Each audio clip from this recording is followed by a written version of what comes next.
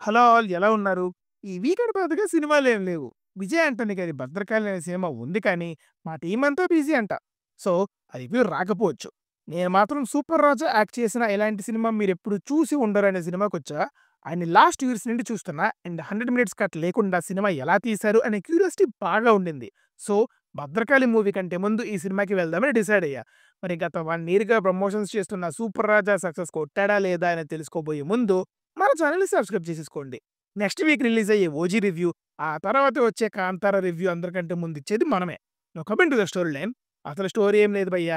మన 'సూపర్ రాజా' girl friend Sai Pallavi అతన్ని వదిలేసి జర్మనీ వెళ్తుందని 'సూపర్ రాజా'కి తెలుస్తుంది. 'సూపర్ రాజా' అండ్ తన ఫ్రెండ్ కలిసి బైక్ పైన చేసిన జర్నీయే ఈ సినిమా.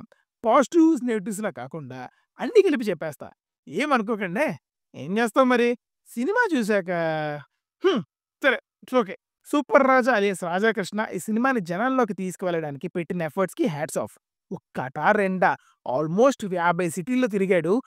తన సినిమాని జనాల్లోకి తీసుకొని వెళ్ళడానికి ఎంత ఎఫర్ట్స్ పెట్టాడో మాటల్లో చెప్పలేను. అండ్ హానెస్ట్‌గా చెప్తున్నా గైస్, ఆర్టీసీ రోడ్స్‌లో Sandhya theatre morning show almost full అయింది. అండ్ ఇది మనం టాలీవుడ్‌లో ఉండే కొంతమంది నోటెడ్ హీరోస్ కూడా చాలా రేర్‌గా చూస్తాం. సో, తను ఏదైతే సపోర్ట్ ఆడియన్స్ నుంచి ఎక్స్‌పెక్ట్ చేశాడో అది ఖచ్చితంగా తనకు దక్కిందనే చెప్పాలి. అండ్ ట్రైలర్ కూడా పర్సనల్‌గా నాకు చాలా నచ్చింది. ఆ ట్రాన్సిషన్స్, ఆ కట్స్ అవన్నీ చూసి సినిమా కూడా అదే లెవెల్‌లో ఉంటుందనే అనుకున్నా. Single shot film. ఒక కట్ లేకుండా 100 మినిట్స్ ఎలా తీస్తారు అనే క్యూరియాసిటీతో సినిమాకి వెళ్ళిన నాకు ఒక పెద్ద షాక్ ఎదురైంది. సినిమా ఫస్ట్ 5 మినిట్స్ కేఫ్‌లో ఉంటుంది. ఆ తర్వాత బైక్ మీదకి షిఫ్ట్ అవుతుంది. సరే, వేరే ఏదైనా ఫ్రేమ్ వస్తదా అని వెయిట్ చేసి, చేసి అలసిపోయా భయ్యా. సినిమా అంతా ఒక్కటే ఫ్రేమ్. లిటరల్లీ ఒక్కటే ఫ్రేమ్. నేను సినిమా చూడ్డానికి వెళ్ళా భయ్యా.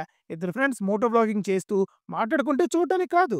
సరే, మీరు సినిమా తీశారు. I really appreciate that. But బ్యాక్‌గ్రౌండ్‌లో ఎవ్రీ 5 మినిట్స్‌కి ఒకసారి మిడిల్ క్లాస్ నుండి హీరో, మిడిల్ క్లాస్ నుండి హీరోయిన్ వాయిస్ ఓవర్ ఎందుకు?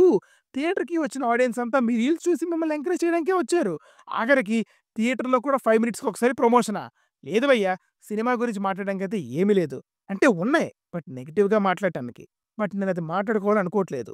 తను చేసిన ప్రమోషన్స్‌కి, సినిమాకి సంబంధం లేదు. ఫైనల్‌గా ఇలాంటి సినిమా నేనెప్పుడు చూడలేదు. ఇంకా లైఫ్‌లో చూడనేమో గూడా. మళ్ళీ నెక్స్ట్ వీడియోలో కలుద్దాం. Adil signing off team movies for you.